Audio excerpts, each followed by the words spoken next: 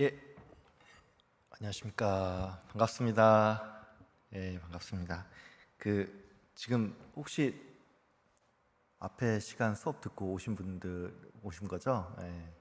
저희 11시에 항상 이렇게 시작을 할 거고요. 혹시 상반기 때 하이델베르크 들으셨던 분 계신가요? 그쵸? 예, 뭐 비슷합니다. 비슷하게 진행할 거고 뒤에 이제 보시면은 지금 이제 헝금함 쪽에 출석부 있어요. 출석부 있으니까 오신 분들은 현장에 오신 분들은 거기서 이제 본인 이름이랑 옆에 뭐 구역까지 써 있어요. 그때 동일 그러니까 이름 같으신 분들이 몇 분 있어가지고 이제 구역까지 써놨으니까 체크하시면 되고요. 지금 보면은 강의 자료는 제가 매주 저렇게 출력물을 놔둘 거예요. 그러니까 매주 출력물 놔둘 거니까 가져가시면 되고, 그리고 저기 지금 뒤에 보면은 그 주황색 책도 하나 있는데, 원래는 이제 제가 요거까지 그냥 다 담아가지고 그냥 자료를 드리려고 했는데, 이제 또 구입을 또 합신총회에서 또 잘 만들어서 했다고 하니까 또 뒤에서 이거 오늘 가져가시고 이제 좀 구입을 하시면 좋겠습니다. 그래서 예레미야 애가 이제 오늘부터 이제 8주 동안 할 텐데, 혹시 글씨 좀 뒤에 보이시나요? 이거 잘 괜찮아요? 글씨 보이나요? 좀 안 보이면 조금 더 키울게요. 잘 안 보이나요? 글씨 보여요? 예. 혹시 안 보이면 말씀 주십시오. 예. 네.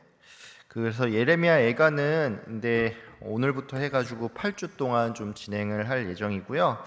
그래서 지금 총 8강으로 구성이 돼 있는데, 참고로 이 합신총회에서 나온 교재 같은 경우에는 12강으로 돼 있어요. 12강으로 돼 있고, 그러다 보니까 매주 한 강씩 하면은 4개를 못 하잖아요. 그래가지고 일단 좀 이거를 제가 합쳤습니다. 합쳐가지고 오늘 1강 때는 오늘은 이제 배경 설명만 할 거예요. 이제 배경 설명만 하고 본격적으로 이제 본문 보면서 뭐 이제 나누고 하는 그런 것들은 다음 주 2강부터 할 건데, 계획은 이렇습니다. 이제 2강은 1장 하고 3강은 2장 하고 4, 5, 6강은 3장을 3번 나눠서 할게요. 왜냐하면 이제 3장 같은 경우에 66절로 돼 있다 보니까 양이 많다 보니까 22절씩 끊어가지고 3번에 나눠서 22절은 아니네, 정확히 말하면. 하여튼간 좀 세 부분으로 나눠서 좀 할 거고요.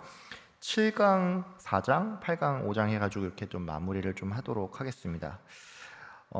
이제 수업에 앞서서 좀 이제 먼저 오리엔테이션을 조금 진행을 하자면, 지금 오신 분들은 뒤에 받아가세요. 받아가시고 출석 체크는 어떻게 할 거냐?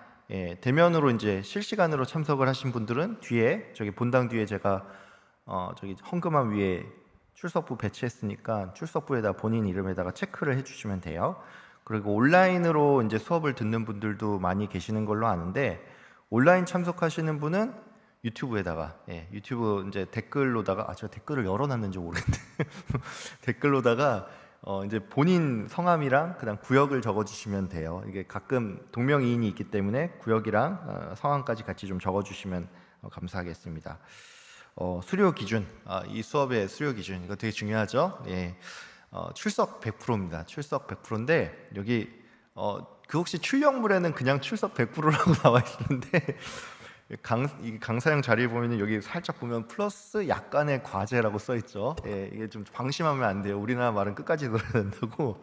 약간의 과제가 있습니다. 과제가 있는데 뭐 제출하고 이런 건 아니에요. 이제 뭐 주로 미리 좀 읽어 보세요. 뭐 이런 주로 내용이니까 이렇게 하고 3회 이상 결석을 하게 되시면은 이제 수료 기준에 미치지 못해서 충족을 못 하니까 최소한 온라인이니까 조금 여유가 있을 거예요. 왜냐하면 당일날 못 들어도 계속 열려 있으니까 몰아서 들어도 되거든요. 그래서 좀 그렇게 좀 들었으면 감사하겠습니다.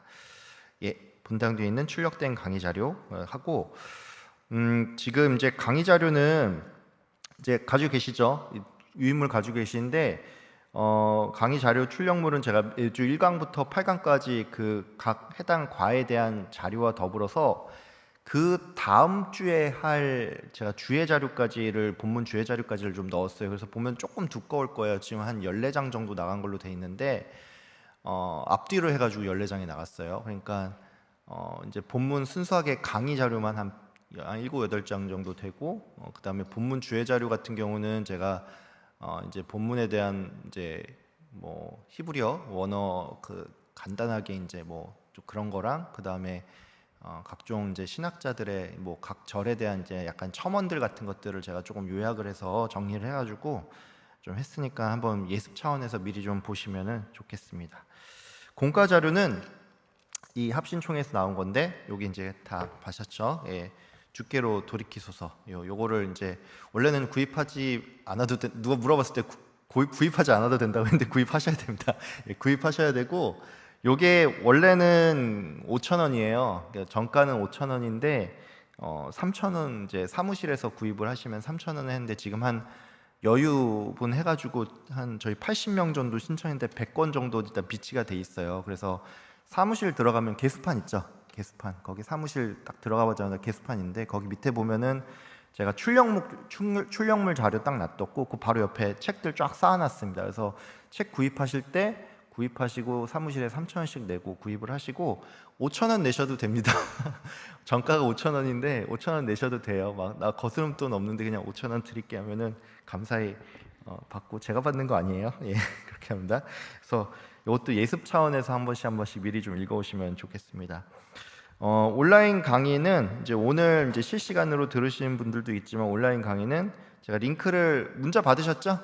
예, 방금 다 문자 받으신 걸로 알고 있는데 문자 보냈으니까 링크 통해서 언제든지 다시 한번 들을 수 있습니다. 그래서 그래도 좀 권면을 드리자면은 해당 시간에 듣지 못한 분들은 이제 다음 강의 듣기 전까지 이게 너무 또 몰아서 들으면 안 좋으니까 다음 시간 수업을 듣는 전 시간에 대한 정보가 아예 없이 들으면 좀 버겁겠죠. 그래서 최소한 다음 주 수업 전까지는 온라인으로 좀 들어주셨으면 감사합니다. 뭐 물론 막판에 나는 한 3개, 4개 몰아듣겠다면 뭐 그것도 괜찮습니다. 그렇게 하셔도 됩니다.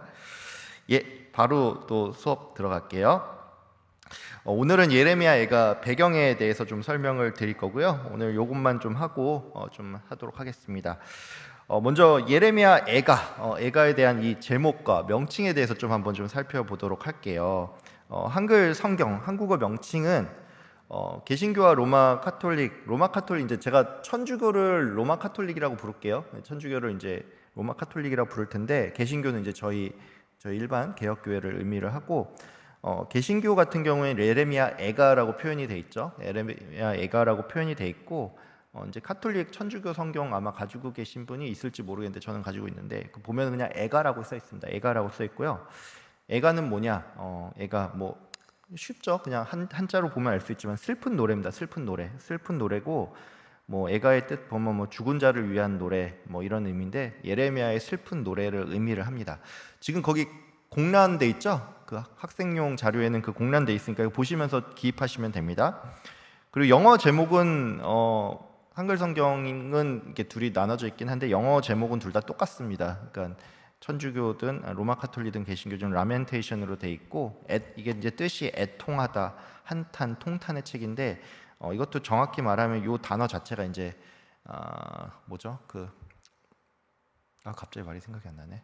옛날에 라틴어에서 나온 겁니다. 히브리어 제목이 좀 재밌어요. 히브리어 제목이 뭐라고 돼 있냐면 여기 글씨 보이시는지 잘 모르겠는데 잘 안 보이시죠? 한번 좀 확대를 할게요. 여기 보시면 에이카라고 돼 있어요.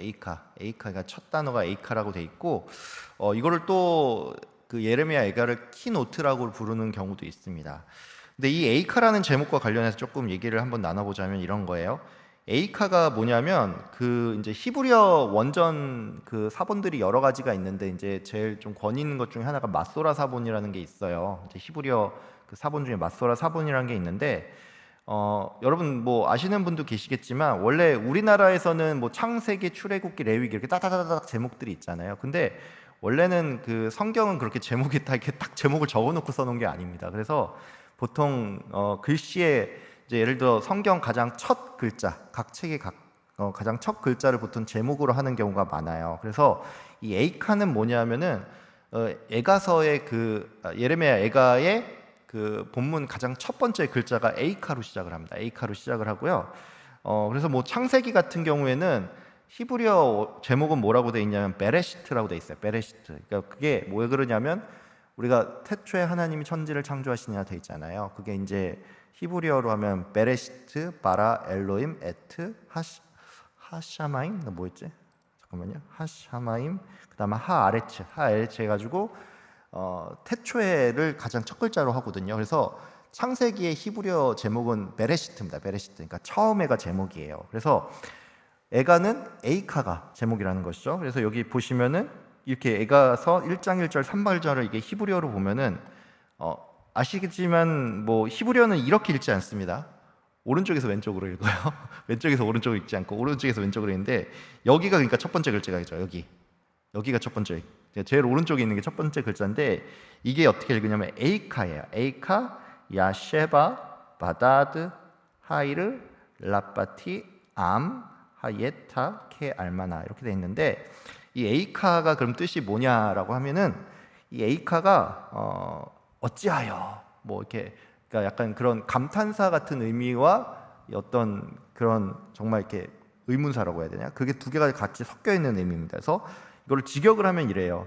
뭐 와 어찌하여 뭐 이렇게 해도 되고 어찌하여 뭐 이제 홀로 앉았는가 그 성읍이 많은 백성들로 과부처럼 되었는가 이게 이제 직역을 하면 이렇게 되는데 에이카의 뜻은 뭐 어찌하여 뭐 오 어찌하여 뭐 웬일로 뭐 이런 의미잖아요. 그러니까 이 단어 자체의 뉘앙스를 보면 알 수가 있지만 이게 이제 원래는 하우라는 의미를 가지고 있는 그러니까 영어 하우의 의미를 가지고 있는 에크에서 이제 파생된 감탄사인데 이제 뭔가 슬픈 일을 당하거나 이제 어이없는 일, 황당한 일을 당했을 때 어찌하여 이렇게 하면서 시작을 합니다. 그래서 에이카라고 이렇게 하는 건데, 그러니까 나라가 이제 망한 상황, 이 망한 상황을 보면서 망연자실한 그 나머지 어찌하여 이제 굳이 이제 생략된 단어를 얘기하자면 나라가 이렇게 망했는가 이렇게 물음으로 시작을 한다라는 것이죠. 그래서 에이카가 첫 번째 단어입니다.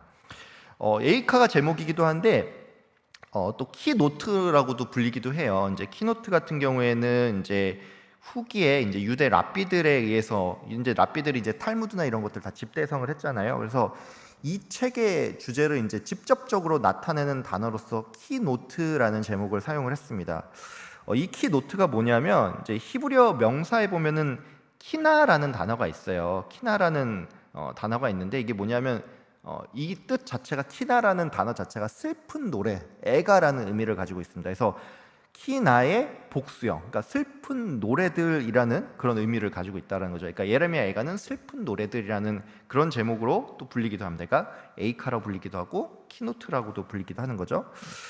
그럼 70인역 아시죠? 70인역은 이제 이제 나라가 망하고 그랬잖아요. 이제 남유다나 이 북이스라엘이 이제 망하고 막 그러니까 역사가 끊어지다 보니까 이 히브리어 자체를 잘 못하는 왜냐하면 나라가 망하고 막 해외에 오래 살다가 돌아오고 하니까 이 나라를 말을 잘 못하는 사람들이 많았어요. 그래서 그 옛날 그 당시만 하더라도 아람어를 말할 때는 아람어를 쓰면서 글자는 이제 공용어로서는 이제 주로 헬라어를 그때 많이 사용했거든요. 그러니까 헬라어로 이 히브리어 원전을 번역을 한 것이 바로 이제 70인역이라고 할 수 있는데 70인역 같은 경우에 뭐라고 하냐면 이 제목이 트레노이 예레미우라고 돼 있어요. 이게 예레미우 뭘까요?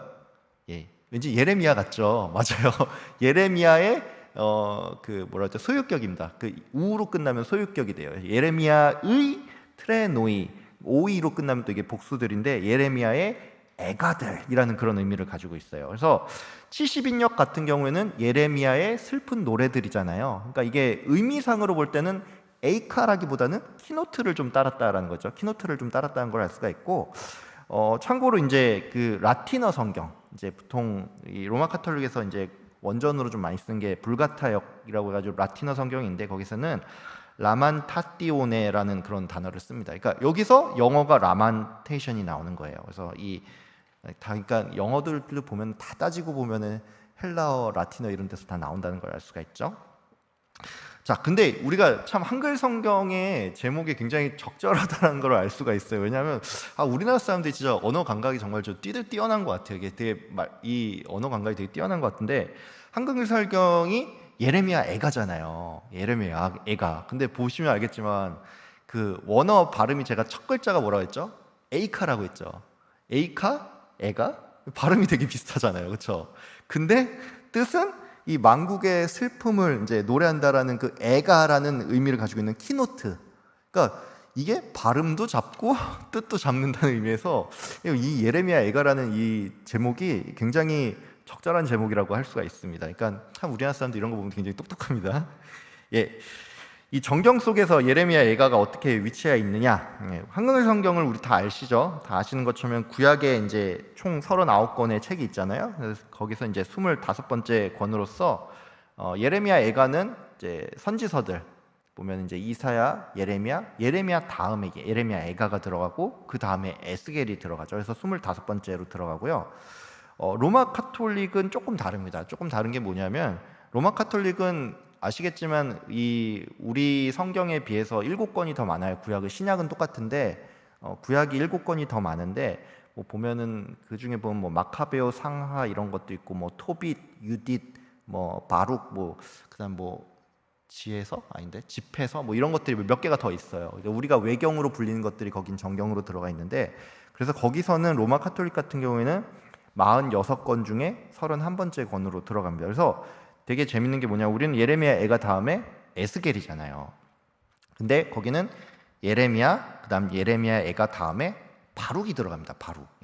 이 바룩이 누구냐? 바룩은 예레미야 아마 보시면 아실 거예요. 예레미야서 보면은 바룩이 등장을 해요. 그래서 바룩이 예레미야의 어떤 그 말을 대신 받아서 적어주는 그런 역할을 하거든요. 그러니까 서기관 역할도 하고 친구라고 합니다. 그래서 좀 친구 뭐 제자라는 설도 있고 해서 이 바룩이 그런 사람인데, 그래서 로마 카톨릭 성경 같은 경우에는 예레미야 다음에 바룩이 기록이 돼요.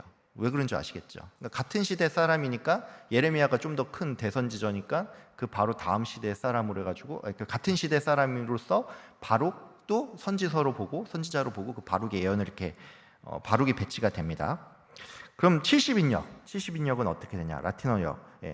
로마 카톨릭 성경은 그 70인역과 불가타 역을 가져다 쓴 거기 때문에 역시나 동일하게 예언서 안에 배치가 돼요. 예언서, 우리 예언서 알죠? 뭐 선지서, 대선지서, 소선지서, 뭐 대선지서 하면은 예레미야, 이사야, 예레미야, 에스겔, 다니엘 이렇게 4명 대선지서고, 뭐 그 다음에 뭐 보면은 쭉 호세아부터 막 말라기까지 여기가 소선지서죠. 그래서 예언서 안에 이 예레미야 애가가 배치가 되고 배치가 됩니다.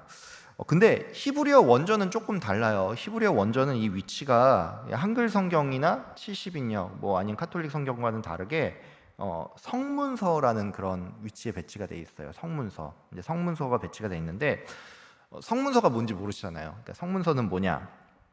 이제 하나님 나라의 어떤 백성들의 어떤 지혜와 묵상, 찬양, 역사 뭐 이런 신앙적인 응답 같은 그런 여러 가지 문학적인 형태들을 기록한 걸 성문서라고 부릅니다. 그래서 거기에 포함되는 것 보면 시가서들, 뭐 시편 포함한 시가서들, 지혜문학 하면 아시죠? 뭐 욥기부터 해가 잠언, 전도서 뭐 그런 것들이 다 여기 포함이 되고, 다섯 두루마리라고 하는데 이 다섯 두루마리는 절기 때마다 읽는 책이 있는데 거기에 보면 뭐 에스더서도 들어가고 뭐 몇 개가 들어가요. 근데 제가 좀 다 기억이 안 나가지고 나중에 뭐 궁금하시면 한번 찾아보셔도 됩니다. 다섯 두루마리가 있고 역사서들이 들어갑니다. 역사서들이 좀 들어가고 참고로 이제 요거는 이제 뭐 지식 차원에서 알면은 재밌어요. 히브리어 원전 같은 경우에 이제 크게 그 분류를 3개로 분류를 할 수가 있습니다. 토라라는 것으로 하나 분류를 할 수가 있고, 그다음에 느바임이라고 불리는 그런 분류가 하나 있고, 그다음에 케투빔이라고 불리는 이 3가지로 분류가 되는데,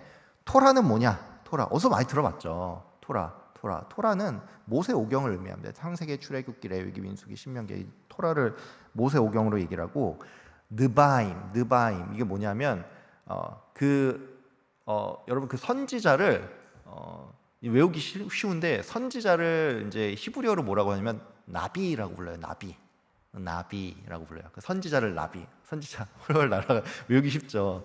근데 느바임은 뭐냐면 복수형이에요. 복수형이어가지고 선지자들이라는 제목을 가지고 있거든요. 그러니까 각종 선지서들이 이 느바임에 들어갑니다. 그러면은 우리 기준으로는 사실 예레미야 애가가 느바임에 들어가야 될 것 같잖아요, 그렇죠? 근데 이 케투빔이라고 불리는 게 있는데 이게 바로 말씀드린 성문서들인데 히브리어 원전은 예레미야 애가가 느바임에 들어가지 않고 케투빔에 들어갑니다. 성문서에 들어가요.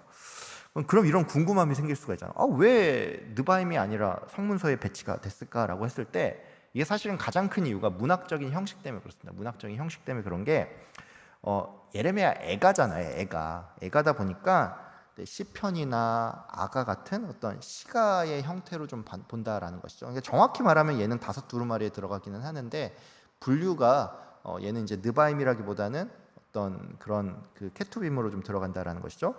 그리고 제가 이 다섯 두루마리가 어떤 절기마다 한 번씩 읽혀진다라고 했잖아요. 그래서 뭐 불임절 이럴 때 아마 에스더서를 읽을 거예요. 불임절 이럴 때는 에스더서를 읽는데 그 아부월 9월이라고 해가지고 예루살렘 성전이 파괴된 날, 그러니까 나라 잃은 슬픔에 대해서 좀 이제 애도하고 슬퍼하는 그런 절기가 있다라고 하는데 그게 아부월 9일이라고 합니다. 그러니까 히브리 달력 기준으로 아부월이라고 했는데 그 9일날 금식일에 낭독을 했던 게 바로 이 예레미야 애가라고 한다. 그래서 어떤 전례를 위한 그런 문서라는 것이죠. 그래서 이런 형태, 시가의 형태와 전례적인 문서이기 때문에 얘를 성문서에 배치를 했다라고 합니다.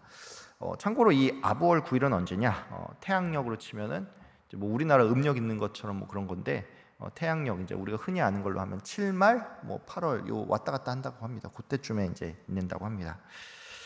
자, 그럼 이제 예레미야 저자에 대해서 좀 알아볼게요. 예레미야의 저자는 예레미야 애가의 저자는 누구인가? 예레미야 애가의 저자는 본문에서는 사실 누구라고 밝히고 있지는 않아요. 저자가 누구인지 뭐 보면은 바울 서신 같은 경우에는 뭐 예수 그리스도의 종된 뭐 나 바울이 뭐 이런 식 편지하노라 뭐 이런 식으로 쭉쭉 다 자기 이름을 밝히잖아요. 이름을 밝히는데 예레미야 애가는 본문 혹시 내가 창의적으로 막 읽어봤는데 예레미야가 본문에 예레미야가 자기 이름 밝힌 적 있어요라고 있으면 저한테 와서 따지시면 됩니다. 없어요. 없고요. 그렇지만 이 전통적인 견해는 예레미야 애가라는 제목 자체를 보면 알 수겠지만 전통적인 저자는 전통적인 그 견해는 뭐냐? 예레미야가 작성을 했다라고 봅니다. 뭐 이게 조금씩 사람들이 다르긴 한데 대부분의 학자들은 예레미야가 이 책의 저자라고 보는데 가장 큰 이유가 뭐냐면 이제 문체적인 이유가 있어요. 문체적인 이유가 있는데 우리가 보면은 그런 거 있잖아요. 우리 설교 목사님들 설교 듣다 보면은 그 목사님들마다 약간씩 자주 쓰는 표현들 있죠. 네, 이거 자꾸 딴 얘기를 하는데 담임 목사님 설교 끝날 때 항상 하시는 말씀이 있어요. 여러분 아세요? 예, 아무쪼록 하면 끝납니다. 담임 목사님 설교 끝나는데 저도 그러거든요. 사실 저도 그래요. 저도 아무쪼록 하면 끝나요. 근데 그런 문체적인 이유가 있는데 예레미야 본서와 이 예레미야 애가에 보면은 그 비슷한 표현들이 많이 나와요. 처녀 유다, 그다음 내 딸 백성, 뭐 처녀 시온의 황폐 이런 표현들이 좀 나오는데 이게 어떤 예레미야만의 어떤 시그니처 같은 그런 표현이라는 것이죠. 그래서 이게 예레미야 애가에도 좀 많이 등장을 하기 때문에 이게 그 사람이 거다라고 보는 게 좀 많고요. 이제 사상적인 이유가 또 많이 합니다. 왜냐하면 그 예레미야가 별명이 있죠. 예. 눈물의 선지자라는 별명이 있잖아요. 그래서 눈물을 흘리는 선지자라는 그런 관점에서 그 사상적으로 좀 공유가 되고 무엇보다 하나님의 도움을 간구를 하면서 또 이 나라를 이제 이렇게 만든 그 주변 국가들에 대한 심판의 메시지를 담고 있다라는 점에 있어서 이 예레미야 애가랑 예레미야는 같은 사상을 조금 공유하고 있다라는 것을 알 수가 있습니다. 그러니까 이제 또 그렇다는 거죠. 근데 이제 성경 자체의 증언뿐만이 아니라 이제 다른 사본이라든지 아닌 문서들이 예레미야 저작을 좀 지지를 해요. 그래서 이제 바빌로니안 탈무드라는 게 있고, 그 다음에 이제 사본 중에 보면은 페시타 사본, 탈굼 사본 이런 사본들이 있는데 이 사본들은 이제 이것에 대해서 예레미야 저작서를 아예 지지를 하면서 좀 작성이 되어 있습니다. 그래서 이제 70인역 같은 경우에 이제 그 보시면 알겠지만 70인역은 우리 예레미야 그 애가 1장 1절 보면은 처음에 어찌하여 하면서 이렇게 시작을 하는데 70인역 같은 경우 어떻게 시작을 하냐면 그렇게 시작을 안 하고 이스라엘이 포로로 잡혀가고 예루살렘이 황폐해진 뒤 예레미야는 주저앉아 울며 예루살렘을 두고 이 탄식시를 만들었다라는 문장이 들어가고 이르기를 어찌하여 하고 이렇게 시작을 합니다. 그러니까 시작 자체가 아예 예레미야가 이거를 작성했다는 건 그냥 아예 딱 깔고 시작을 하죠. 그래서 70인역 같은 경우는 그렇게 주장을 하고 70인역이 이렇게 주장을 한다라는 것은 최근에 주장된 게 아니라 옛날부터, 그러니까 예수님 오시기 전부터 예레미야 저작서를 지지하는 사람들이 굉장히 많았다는 거잖아요. 왜냐하면 70인역 자체가 알렉산드리아에서 그 시대에 작성이 된 거니까 BC에 작성이 된 거잖아요. 그러니까 어쨌든 그래서 BC 정확히는 지금 기억 안 나는데 BC 몇백 년 전? 뭐 이때 작성이 된 건데, 그러니까 요거 자체가 이미 옛날부터 예레미야 저작서를 지지를 했다, 대부분의 사람들이. 그리고 이 역대하 35장 25절에 보면 이런 말이 있어요. 그 예레미야 35장 25절에 보면은 예레미야는 그를 위하여 애가를 지었으며라는 그런 이제 표현들이 나와요. 근데 이제 이 그를 위하여는 건 이제 요시야 왕을 가리키는 걸로 알고 있는데, 그러니까 예레미야는 평소에도 이제 좀 그러니까 글 같은 걸 많이 쓰고 이게 애가 슬픈 노래 막 시를 많이 쓰던 그런 사람이었다는 것이죠. 그러니까 감수성이 굉장히 풍부하던 사람이니까 이렇게 나라 잃은 슬픔을 보면서 이렇게 막 썼던 거예요. 이거 요즘으로 치면 MBTI가 F 같은 사람이라고 할 수가 있는데, 이제 T면 안 쓸 텐데 F니까 막 이렇게 썼던 겁니다. 근데 이 예레미야 저작설에 대해서 또 지지를 하지 않는 이렇게 쉽게 말해서 이제 다른 견해들도 있어요. 이제 가장 대표적인 견해가 복수의 저자가 예레미야 애가를 작성했다라고 주장을 하는 사람들이 있습니다. 왜냐하면 그런 사람들이 또 근데 근거가 있긴 있어요. 뭐 이제 뭐 이렇게 의심의 이제 여지가 있는 근거들이 있는데, 제가 앞서서 예레미야 본서와 사상적으로 유사하다라고 얘기를 했잖아요. 근데 사상적으로 이걸 또 다르다고 보는 사람도 있어요. 왜냐하면은 바벨론에 대한 관점의 그 차이가 있다라고 얘기를 해요. 이 사람들은. 왜냐? 예레미야가 그 평소에 사역했을 때 되게 많이 한 말이 있어요. 예언한 게 뭐냐면 바벨론에 항복해라, 항복해라, 이 말을 되게 많이 했거든. 그래서 욕을 진짜 요즘 표현을 조금 정말 좀 많이 먹었죠. 예, 그러니까 우리로 치면 일제 강점기 시절 일제 항복해라, 항복해라는 걸 똑같은 행동한 거예요. 그러니까 이런 말을 했기 때문에 예레미야가 본서는 바벨론에 대해서 항복을 해라라는 그런 관점으로 좀 적혀 있다는 걸 알 수가 있어요. 근데 애가 같은 경우에는 이제 보면은 바벨론은 심판을 받아야 한다라는 그런 식의 이 내용들이 또 있거든요. 그러니까 이런 관점은 뭔가 좀 상충적이지 않냐. 그러니까 이 사상에 대해서 좀 잘못됐다라고 이렇게 이 둘은 다른 저자가 쓴 거다라고 이런 식으로 얘기를 하는 거예요. 근데 여러분 이런 관점은 근데 이게 결코 이 상충적인 관점이 아닙니다. 왜냐하면 우리가 사람을 볼 때도 그렇잖아요. 어떤 사람인데 100%다 좋기만 하나요? 그렇지 않잖아요. 이게 뭐 남편을 볼 때도 보면은 남편이 참 좋은 점도 있지만 아우 저 왼수 뭐 이렇게 보면 이중적인 관점이 있다 가지고 내가 두 명입니까? 내가 뭐 이중인격자입니까? 아니잖아요. 나는 내 남편을 봤을 때 우리 남편 참 그래도 괜찮지 하면서도 아우 저 왼수하는 이게 두 가지가 같이 있다고 해서 내가 마치 복수의 저자가 아닌 것처럼 단수인 것처럼 이런 관점을 충분히 가질 수 있다는 거예요. 그러니까 또 실제로 이사야나 다른 그런 것도 선지자들 보면은 알겠지만 그 자체에서 이 심판의 도구로 쓰인 그 나라에 대해서 그러니까 예루살렘 그러니까 남유다가 잘못했으니까 너네는 심판 받아야 돼 이렇게 얘기를 하면서 동시에 그 심판의 도구인 너희들은 심판의 도구로 쓰였으니까 또 심판받아 마땅해 이런 말을 같이 해요.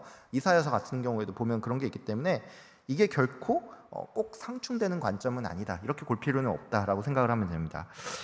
그리고 이제 그 공감의 차이가 좀 있다라고 얘기를 하는 사람들이 있어요. 그러니까 애가 같은 경우에는 지극히 그 백성들의 고통에 조금 동조를 하는 느낌으로 좀 이제 뭔가 하는데, 이 예레미야 본서 자체는 너네 바벨론에 의해서 파괴당할 거야, 심판당할 거야 하니까 여기서는 완전 그 극T, 요즘 말로 하면 극T인데 여기서는 극F가 막 나오니까 이거 뭔가 이 공감 능력에 있어서 둘이 너무 차이가 난다라고 해서 이게 좀 다른 저자다라고 얘기를 하는데, 이게 그럴 수 있잖아요. 사람이 머리로는 야 너네 자꾸 그렇게 하다가 너 일본한테 망해, 일본한테 정복당해 막 이렇게 얘기를 하는데, 막상 그렇다고 해서 우리나라가 일본한테 정복당했는데 그거 보면서 좋아하는 사람이 어디 있어요? 당연히 싫죠.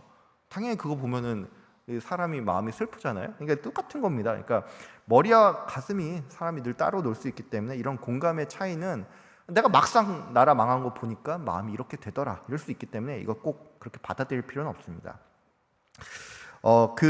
또 어떤 사람들은 이렇게 얘기해요. 이 예레미야 애가가 예레미야가 작성자가 아니다라고 얘기를 하는 게 어떤 근거를 대냐면 다른 선지서, 그러니까 다른 성경 표현의 유사점을 들어서 이건 좀 다른 거다라고 얘기를 하는 사람인데, 그런 사람들이 이렇게 얘기해요. 1장, 5장 같은 경우에는 이사야나 시편과 비슷한 표현들이 발견이 되고 2장이나 4장 같은 경우에는 에스겔과 좀 비슷한 표현들이 나온다. 뭐 이런 식으로 이제 하는 그걸 찾아내는 게 더 신기해요. 어떻게 뭐 그렇게까지 꼭 이렇게 꼬아서 봐야 되는지 모르겠는데 그렇게 얘기를 하시는 분들이 있습니다. 근데 이게 좀 또 반박이 가능하죠. 왜냐?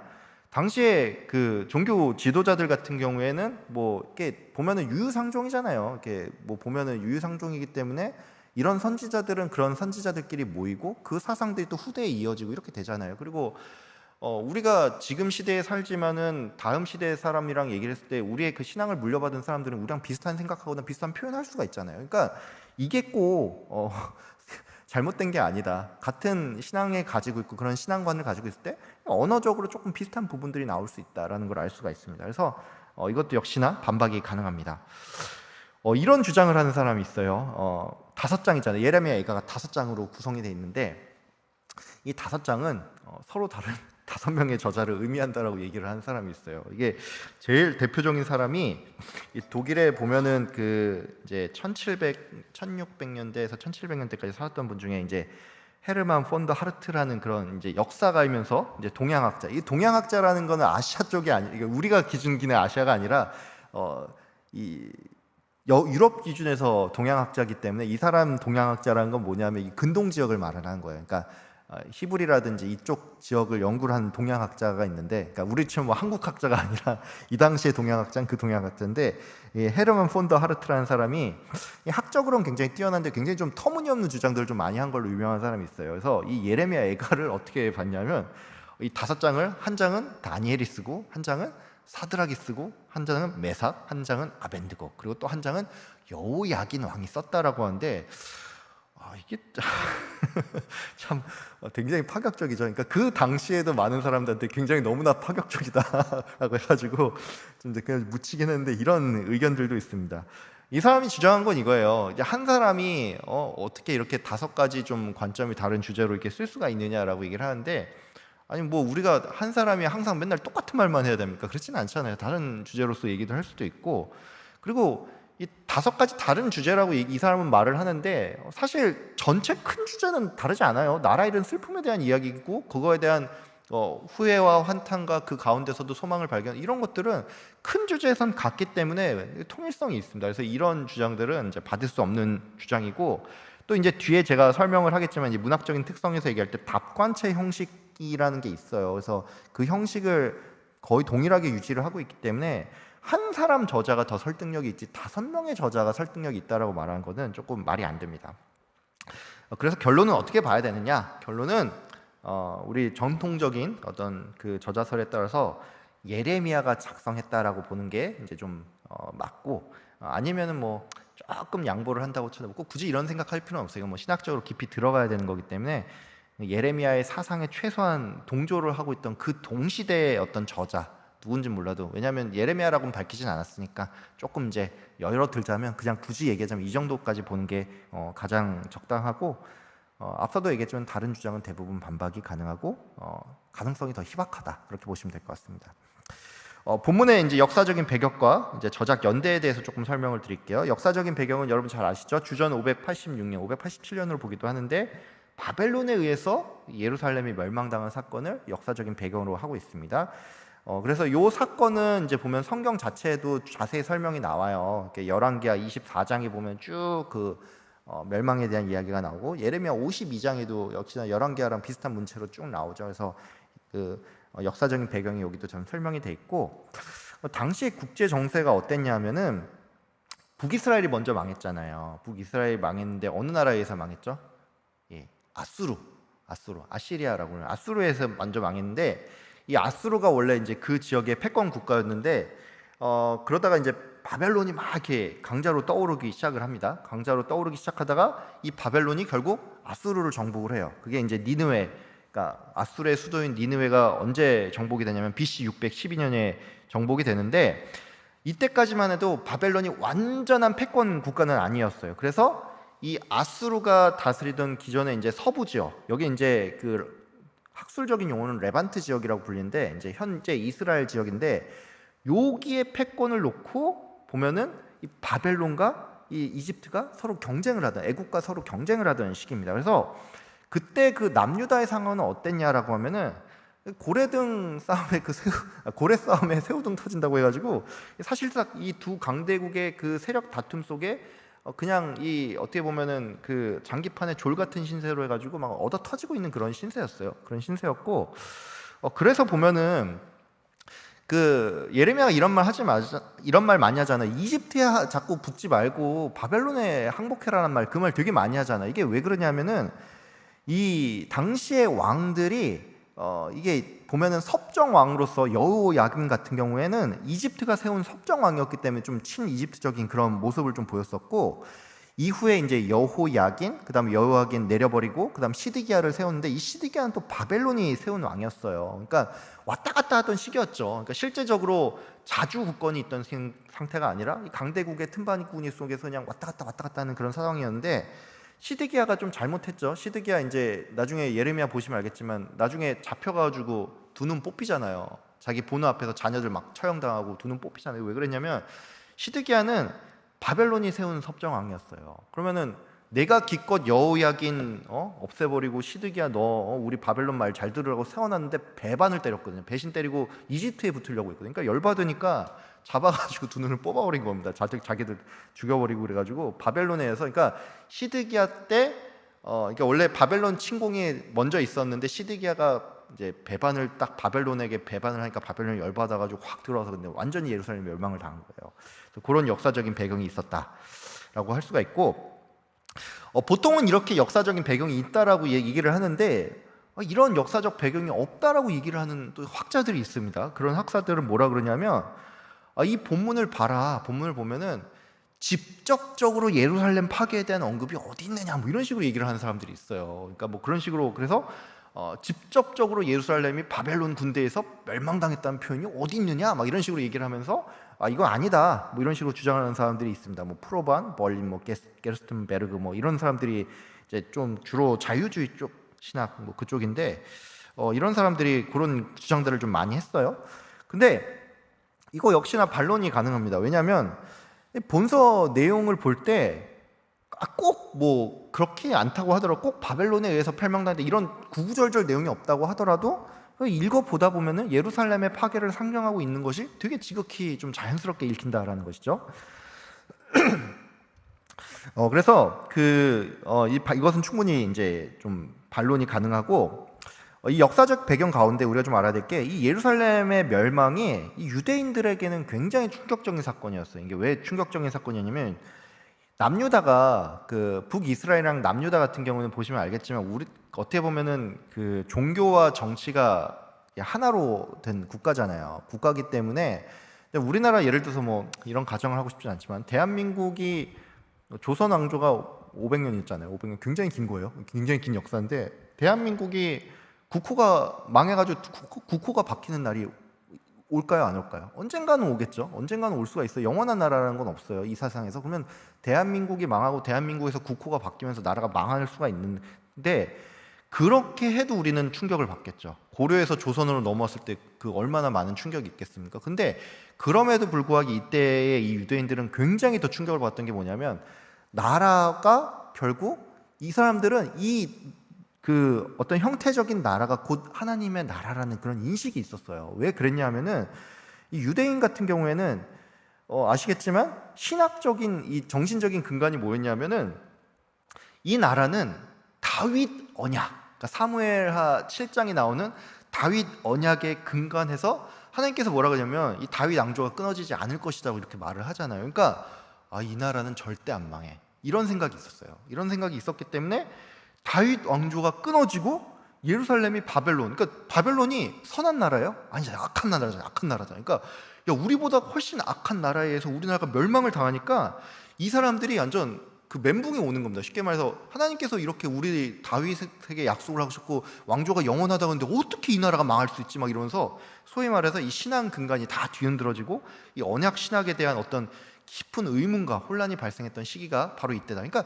예레미야 같은 그렇게 신앙이 그렇게 막 투철한 선지자조차도 슬프다 뭐 이렇게 얘기를 하는 게 그럴 수밖에 없는 상황이었다는 거예요. 이 관련해서 조금 한번 생각해 볼 주제가 있어요. 왜 이런 건데, 예레미야가 보면은 바벨론에 의해서 멸망당한다라고 얘기를 했을 때 그때 예레미야가 다수였습니까, 소수였습니까? 예레미야의 의견이 다수였을까요, 소수였을까요? 소수였어요. 왜 소수였냐면은, 잠깐만요, 이게 충전이 안 되나? 죄송합니다. 잠시만요.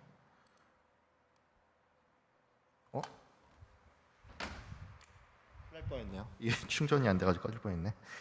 왜 소수였냐면은 그 당시에 거짓 선지자라고 불리는 사람들이 굉장히 많았어요. 그 거짓 선지자들이 많았는데 왜 예레미야가 활동했던 당시에 이렇게 거짓 선지자들이 많았을까? 이렇게 생각을 해보면 사람들이 그냥 그때 영적으로 어두워서 듣고 싶은 말을 더 듣고 싶어서 그랬을까? 뭐 그게 어느 정도는 있을 거예요. 당연히 타락한 시기였으니까 하나님 보실 때. 근데 그런 것도 있겠지만 이 사람들의 그 믿음에 뭐가 있었냐면 성전이 예루살렘에 있잖아요. 그러니까 아니 이 성전이 예루살렘에 있고 거기에 하나님이 임재하신다고 했는데 어떻게 이 예루살렘이 멸망당할 수 있어? 어떻게 예루살렘이 망할 수가 있어? 절대 망하지 않을까? 이런 믿음이 너무 강했던 거예요. 그러니까 다윗 언약과 다윗 왕조가 계속될까라는 믿음이 너무나도 강했기 때문에 그러한 이 거짓 선지자들의 말에 그냥 다 넘어가 버리는 거예요. 그러니까 그때 왜 거짓 선지자가 많았냐? 그런 믿음이 있었기 때문에 그런 거였습니다.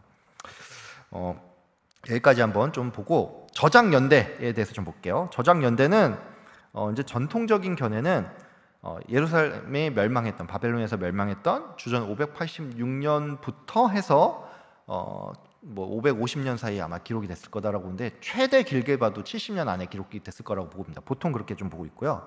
그렇게 주장하는 근거가 뭐냐? 이제 나중에 내일 다음 주부터 이제 본문을 보겠지만 이 본문 읽어보시면 알겠지만 이 표현들이 굉장히 생생하잖아요. 생생한 증언이 있기 때문에 이 저작 연대 자체가 이 멸망 시점에서 불과 얼마 되지 않았다. 마치 내 앞에 눈앞에 일어난 일처럼 그렇게 묘사를 하기 때문에 멸망 시점과 굉장히 가깝다라는 것을 알 수가 있습니다. 예레미야 애가 2장 11절에 보면 이런 표현이 있어요. 내 눈이 눈물에 상하며 내 창자가 끊어지며 내 간이 땅에 쏟아졌으니 이는 딸 내 백성이 패망하여 어린 자녀와 젖 먹는 아이들이 성읍 길거리에 기절함이로다. 이런 표현이 이게 한 몇백 년 뒤에 나올 수 있는 표현일까요? 이런 표현은 정말 이 사건이 일어났을 때 좀 가까운 시기에 적혔다는 걸 알 수가 있습니다. 뭐 비유를 하나 하자면 이런 거예요. 제가 여기 보면 윤땡땡이라고 적었잖아요. 그게 뭐냐면 어떤 그 가수 중에 보면은 이런 분이 있어요. 이제 윤종신이라는 가수가 있는데 윤종신이라는 가수가 이런 말을 했대요. 자기가 이제 되게 많은 곡들을 썼는데 자기가 옛날에는 자기가 되게 찌질한 감성이 있었다는데 그때 곡이 되게 잘 나갔을 때요. 근데 왜 그랬냐? 그때 자기가 실연을 당하고 나면은 실연 뒤에 작사 작곡을 이렇게 막 했었대요. 그러면 그게 이제 실연 뒤에 작사 작곡을 하니까 얼마나 진실성이 있어요. 진실해요. 그러니까 슬픔을 가지고 작사 작곡을 하니까 얼마나 진실합니까? 그래서 보면은 그런 말이 있어요. 옛날에 어떤 시집에 보면은 그런 시가 있었는데 뭐 이성복이라는 시인이었나? 그 사람이 뭐 이런 시가 있었어요. 그러니까 보면은 자기가 실현을 하고 나니까 세상의 모든 유행가가 자기의 노래와 같더라는 이런 표현들이 있어요. 그러니까 이게 뭐냐면 가까운 시기에 실현 당했을 때 아니면 실현을 당했을 때 쓰는 글들이나 그거를 들었을 때의 글들은 되게 현실적으로 좀 와닿는다는 그런 얘기죠.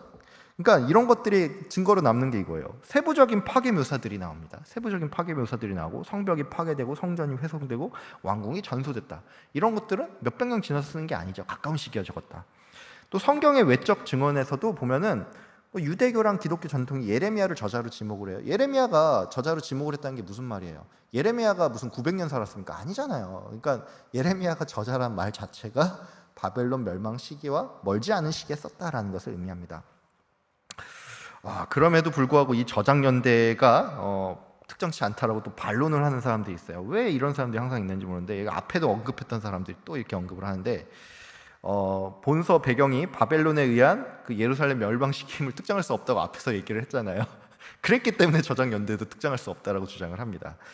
이 사람들이 주장한 게 있어요. 왜냐하면 본문에 보면은 특정 왕이 언급되지 않는다. 뭐 느부갓네살 왕이라든지 뭐 시드기야 왕이라 이렇게 왕이 이름이 등장을 하지 않고 바벨론 군대의 구체적인 행위가 언급이 없다라고 이렇게 주장들을 합니다. 그래서 이런 사람들은 뭐라고 얘기를 하냐? 그래서 결론은 포로기 이후에 아니면 먼 미래 뭐 한 예수님 오시기 전쯤이긴 하지만 몇백 년 지나서 먼 미래에 과거의 비극을 이제 회상해서 작성을 했다라는 그런 주장을 펴는데 역시나 우리는 이런 주장들에 대해서 또 반론을 또 해줘야 되죠. 그래서 고대 근동의 애가의 형식들이 있는데 고대 근동의 애가는 어떤 특징이냐? 고유 명사들을 조금 생략하는 그런 문학적인 관례가 있었다라고 합니다. 근데 이거 사실 생각해보면 알지만 고대 문화만은 아니에요. 우리나라도 그렇지만은 제가 방금 전에 그 윤종신 씨를 얘기를 했지만 윤종신 씨가 예를 들어서 헤어졌는데 가사를 적었어요. 가사를 적었을 때 내가 예를 들어서 우리 문미영이랑 헤어졌다 이런 식으로 쓰진 않잖아요. 죄송해요. 실명을 거론해서 죄송합니다. 박진이랑 내가 헤어졌다 이렇게 말을 하진 않습니다. 이런 식으로 적지 않아요. 고유명사 안 씁니다. 그냥 어떤 자기의 그런 상황을 좀 빗대는 그런 표현들이라든지 그런 식으로 적지, 고유명사를 적지 않는 문학적인 관례는 예나 지금이나 곧 있었습니다. 그래서 뭐 바벨론 왕을 굳이 언급을 안 했다고 해서 문제될 게 없어요.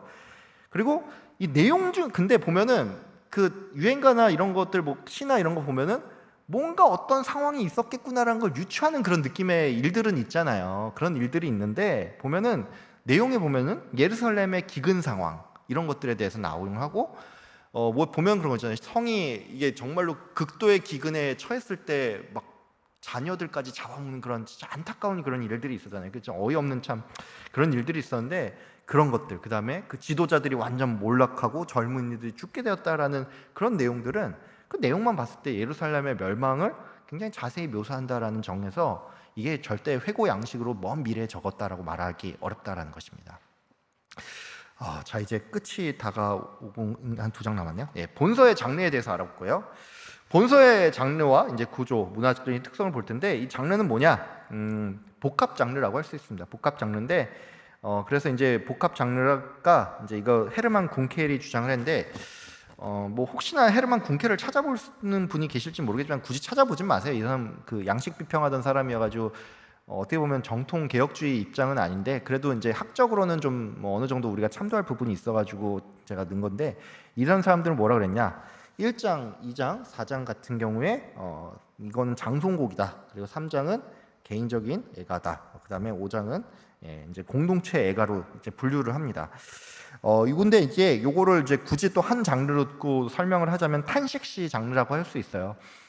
시편에도 보면 탄식시 장르들이 좀 있거든요. 탄식시 장르들이 뭐 시편 뭐 44편, 60편, 뭐 74편 뭐 이렇게 몇 개 있는데, 그런 탄식시 장르, 그러니까 본서의 이름도 에가잖아요. 키노트, 에이카인데 이제 하나님을 향한 부르짖음의 내용들이 담겨 있고, 왜 이렇게 이 나라가 어렵게 됐는지 뭐 이의도 제기하고 또 불평도 하고 항의도 하고, 그치만 우리나라가 이렇게 된 거는 우리의 잘못이야, 죄책감도 있고, 하지만 하나님께서 살려줄 거야, 내가 잘못했어, 이런 소망과 자기 비난 왔다 갔다 합니다. 그런 것들이 탄식시에서 잘 나와 있기 때문에 이게 탄식시라고 할 수가 있고, 그래서 이제 그 페리스라는 그 학자 같은 경우에는 이 예레미야 애가를 시편과 비교를 해서 이 시편의 탄식시랑 굉장히 유사하다, 절망을 표현함과 동시에 소망을 하나님께 둔다라는 점에서 시편의 탄식시와 유사하다라고 설명을 합니다. 근데 요거는 조금 더 알아볼 게 있는데, 이 시편, 이 애가 같은 경우에 공동체 애가라는 특징이 있습니다. 그러니까 공동체 애가라는 게 뭐냐? 쉽게 말해서 내가 개인적으로 내가 뭐 IF 같은 건 공동체 애가가 될 수 있겠구나 생각해보니까, IF는 공동체 애가가 될 수 있네요. 모든 국민들이 얻었으니까. 그렇죠. 근데 만약에 어떤 사람이 예를 들어 개인이 예를 들어서 막 도박을 해가지고 패망을 당했어요. 그러면 이거는 개인의, 그래서 막 슬픔의 내용을 적었다면 이건 개인 애가죠. 근데 방금 말한 IMF 같은 경우에는 개인 애가도 되면서 공동체 애가가 될 수가 있죠. 왜냐하면 공동체가 어떤 슬픔과 슬픔과 어려움을 겪었다, 그런 거에서 이 공동체의 슬픔을 표현한다라는 점에서, 그다음에 공동체가 이것을 보고 좀 이게 어떻게 보면 그 문학적인 카타르시스나 그런 걸 느끼게 할 수 있다는 점에 있어서 이 공동체 애가라고 할 수가 있고요. 그래서 좀 나오는 장르가 뭐냐면, 이 나중에 예레미야 본서를 읽어보면 알겠지만 화자가 중간중간 바뀝니다. 1장, 2장 이렇게 보면서 화자가 항상 동일하게 가는 게 아니라 화자가 중간에 바뀝니다. 뭐 나라고 표현을 할 때고 있고, 처녀딸 시온이 돼서 말을 할 때고 있고, 뭐 3장 같은 데는 고난의 남자, 고난을 받는 남자라는 그런 입장에서 표현을 하기도 하고, 우리라는 화자도 나옵니다. 이렇게 화자를 바꿔가면서 표현하는데, 왜 이렇게 표현을 하느냐, 정신사납게, 이게 아니라 모든 사람이, 그러니까 어떤 여자가, 어떤 남자가, 아니면 우리들이, 아니면 뭐 이런 식으로 해가지고 그러니까 남녀노소 할 것 없이 여러 사람들이 이런 안타까운 상황에 있었다라는 것을 표현하기 위해서 이렇게 화자를 바꿔가면서 한다. 뭐 이런 것도 있고, 예루살렘 자체를 의인화하는데 그렇게 여러 방식으로 의인화한다라고 표현을 하기도 해요. 근데 이렇게 화자를 바꾸다 보니까 또 그 물어뜯기 좋아하는 사람들은 그래서 북두 저자서를 또 주장을 하기도 합니다. 근데 말씀드렸지만 그렇게 보는 거는 억지다. 예. 이 예레미야 애가 같은 경우에 장르적으로 좀 유사한 게 하나가 있어요. 그래서 고대 이제 메소포타미아 지역에 보면은 이 성탄식시라는 장르가 있거든요. 그러니까 이게 뭐냐면 이게 성이 뭐냐면 그러니까 성 알죠? 성곽할 때 그 성곽 뭐 남한산성, 북한산성 뭐 할 때는 그 성탄식시인데 이제 이게 크레이머 같은 사람들이 주장을 했는데 이 성탄식시는 뭐냐? 한 도시의 멸망을 애도하는 탄식시 장르라고 그렇게 설명을 해요. 그래서 이게 대표적인 게 이제 그 고대 메소포타미아 지역에 그러니까 한 BC 2000년경에 수메르 문명이 있었는데 거기에 이제 우루 3왕조가 이제 멸망을 당했을 때 그때 그 내용을 가지고 나서 이제 크게 한 5개 정도, 4개, 5개 정도 되는 유명한 시들이 나왔대요. 그래서 뭐 수메르 우루 파괴 탄식시라는 게 있었고 우룩 탄식시, 에리두 탄식시, 니프루 탄식시, 에키마르 탄식시라는 이런 것들이 있는데 이 탄식시들이 이제 내용이 어떤 유사성들이 있는 거예요. 뭐냐면 도읍의 멸망, 그 성의 멸망을 다루고 신전의 파괴, 그 다음에 그 지역을 관장하는 수호신에 대한 그 수호신에게 막 질문을 하는 것과 이 신이 우리를 떠났다 이런 내용들이 막 담겨 있어요. 그리고 이러한 모든 결과가 또한 신의 어떤 분노로부터 기인했다라는 그런 것들을 얘기하죠. 예레미야 애가도 이런 내용들이 있습니다.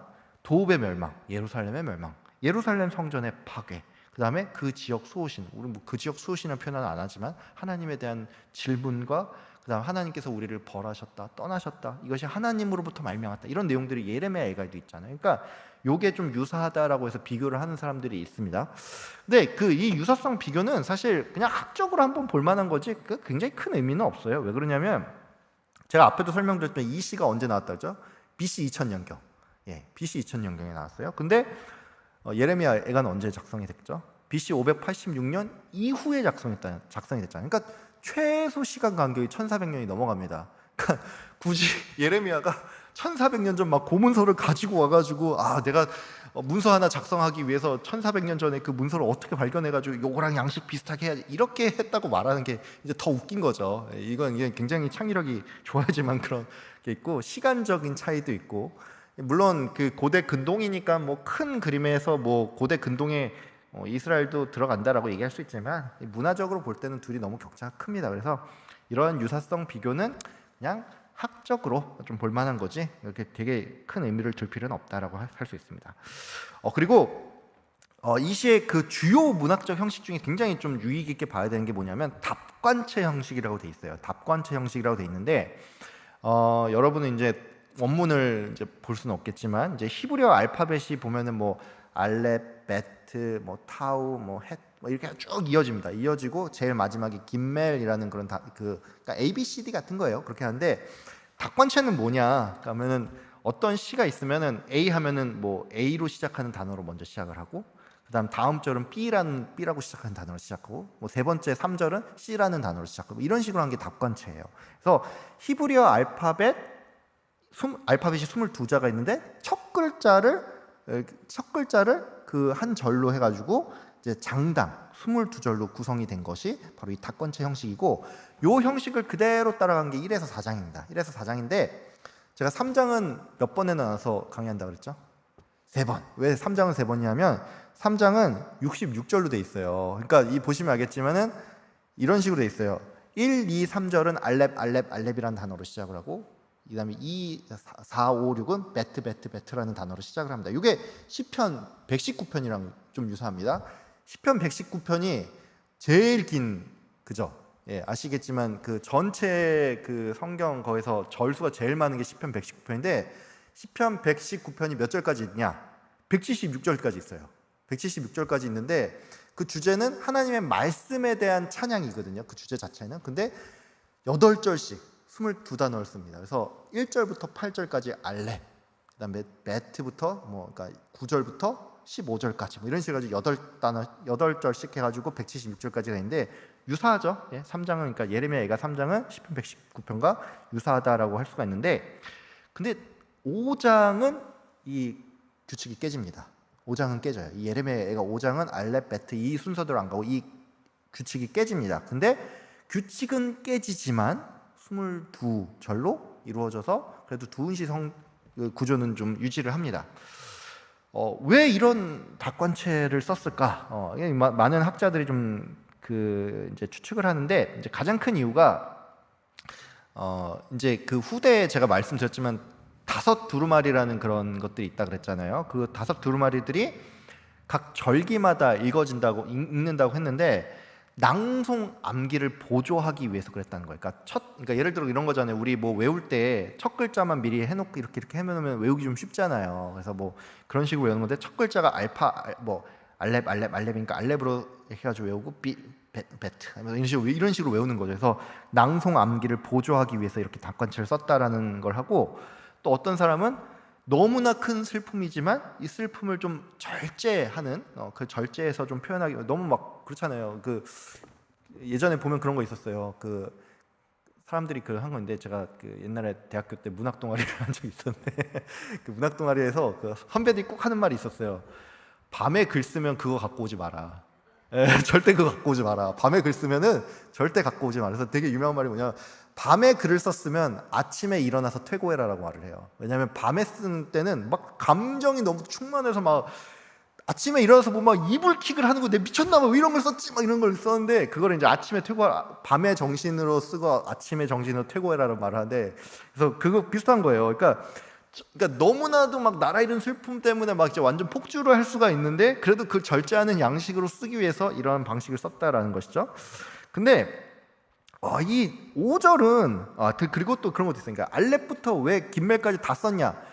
뭔가 총체적이다. 슬픔이 범위가 베리에이션이 그러니까 뭐 하나님께서 알파와 오메가다 뭐 이런 것처럼 처음부터 끝까지, 그러니까 슬픔이 너무나도 총체적이다라는 걸 표현하기 위해서 모든 알파벳을 총망라해서 썼다라고 하는데, 그럼 여기서 질문하시죠. 왜 5장은 그게 붕괴가 됐지? 5장은 붕괴가 됐지 하는데, 보통 많은 사람들이 이렇게 해요. 슬픔을 절제하여 막 억지로 이 양시간에 마음을 막 꾸겨 담았는데, 이게 너무나도 크다 보니까 5장은 에라 모르겠다 하고 막 이게 접어버렸다는 거예요. 뭐 이게 뭐 그런 식으로 에라 모르겠다, 난 내 마음대로 쓸 거야 하면서 막 5장은 이 형식이 붕괴됐다라고 하는데, 이 강한 5장 같은 경우 그래서 이 형식의 붕괴를 통해서 오히려 감정을 강하게 표출하고 그 강한 탄원의 양식을 보여준다라고 굉장히 좋게 표장을 해서 설명을 해줍니다.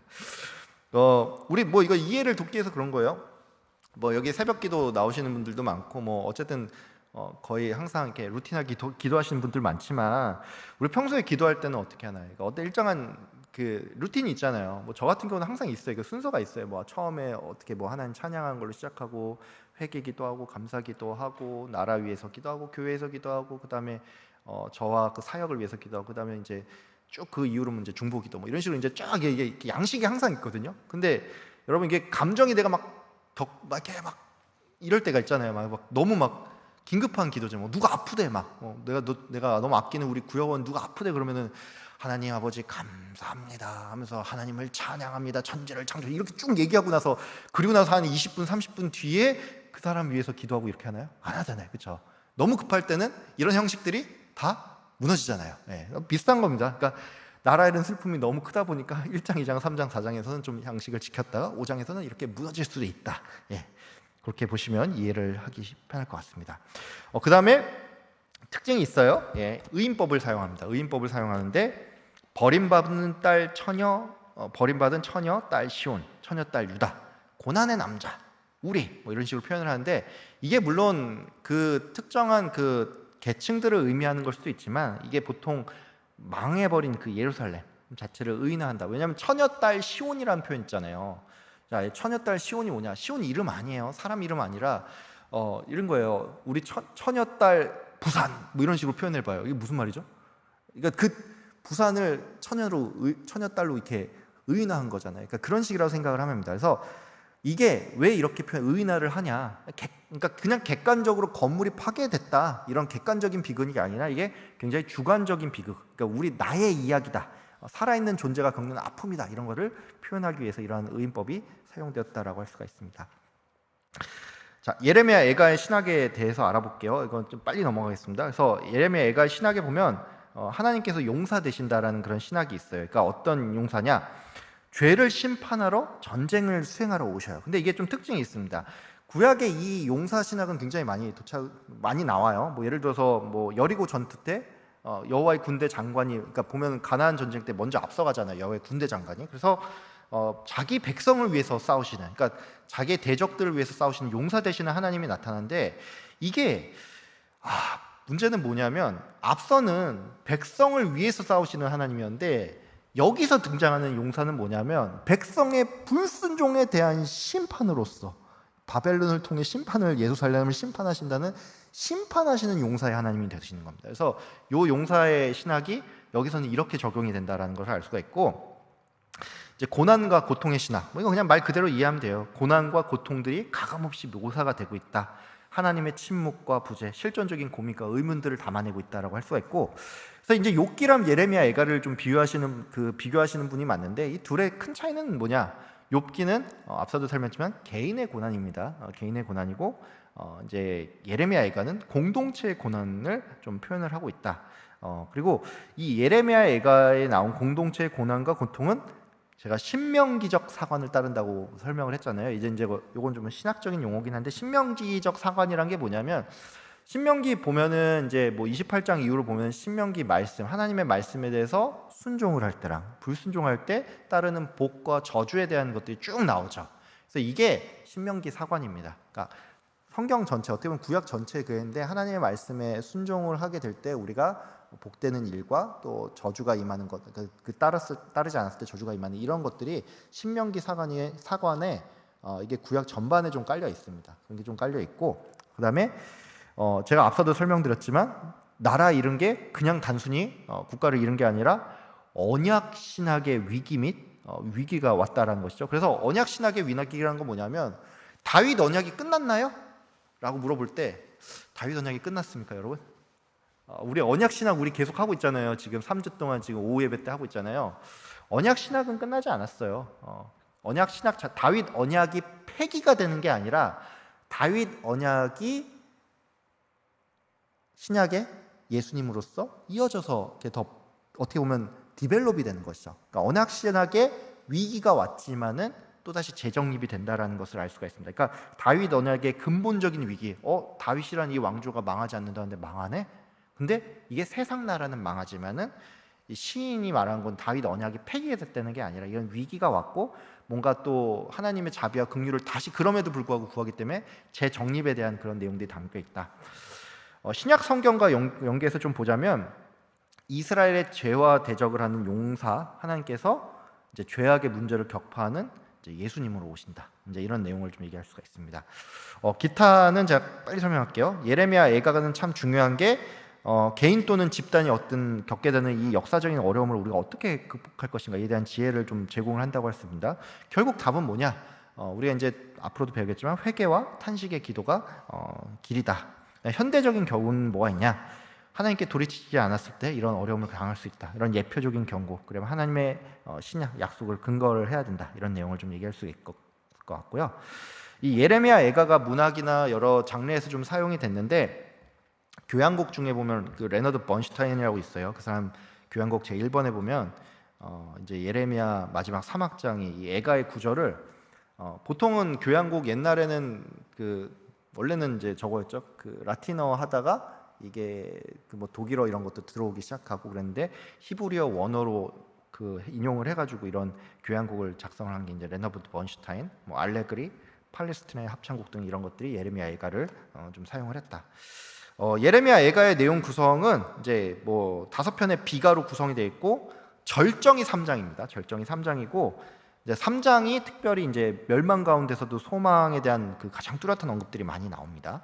그리고 이제 구조를 요약을 하자면 절정은 3장이고 1장, 2장은 파괴 당하고 고통받는 거. 그래서 시각이 바뀌어요. 예루살렘 밖에서 보는 시각, 예루살렘 멸망당한 그 도성 안에서 보는 시각. 그 다음에 3장은 하나님의 그 관점에서 그 소망을 바라보는 그 시각, 그래서 위에서 내려다보는 시각. 4층은 이 모든 계층의 죄악들을 담고 있어서 총체적인 그런 시각. 5장은 강렬한 강구가 있기 때문에 기도, 미래를 바라보는 그런 시각으로 좀 구성이 돼 있다. 그래서 이렇게 좀 구성이 돼 있고, 요거는 그냥 집에 가서 한번 쭉 읽어보세요. 그래서 요건 제가 참고 서적들 좀 참고해가지고 이게 좀 했는데 글씨가 너무 작으니까 예, 안 보여도 너무 좀 개의치 않으셨으면 좋습니다. 여기까지 할 거고요.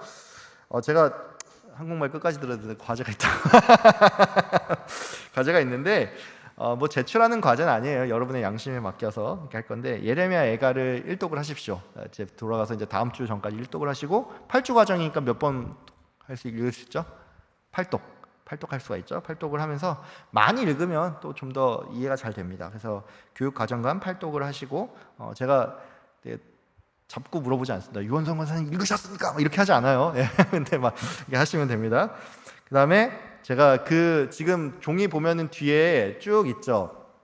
그 예레미야 애가 1장 1절부터 22절까지 제가 그 주의 자료를 해가지고 했어요. 그러니까 주의 자료를 했으니까 좀 많기는 하지만 본문 주의 자료를 좀 읽어 오시길 바라고, 오늘 그 온라인으로 수업 들으시는 분들은 주일날 교회 오실 때 사무실에 보면은 제가 박스에다가 예레미야 애가 그 출력물 쫙 담아놨습니다. 그거 가져가셔가지고 집에서 그 뒷부분에 예레미야 애가 1장 본문 주의 자료들 한번 읽어보시면 좋을 것 같습니다.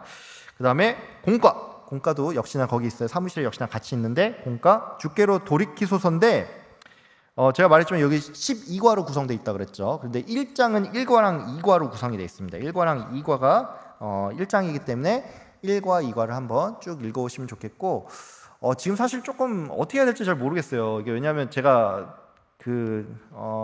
첫 번째 강의 같은 경우에는 제가 이게 배경 설명이고 이런 거기 때문에 학적인 내용들을 굉장히 많이 좀 담아가지고 좀 하긴 했었는데, 이 공과 자체는 어떻게 보면 좀 뭐라고 했죠? 묵상에 가까운 좀 부분이거든요. 그래서 이걸 제가 다음 주 강의는 좀 어떤 방식으로 좀 진행해야 될지 조금 고민을 하고 있기는 한데, 이렇게 묵상 방식으로 갈 수도 있고, 아마 제가 오늘 한 것처럼 너무 그렇게 학적으로 가지는 않을 거다라고 좀 생각을 하시면 좋을 것 같아요. 그래서 좀 묵상이라든지 아니면은 생각해볼 주제, 특별히 이제 원문에 있어서 조금 조금 더 깊이 한번 보면 좋을 부분 이런 식으로 해가지고 아마 하지 않을까 싶은데, 그렇게 하면 될 것 같습니다.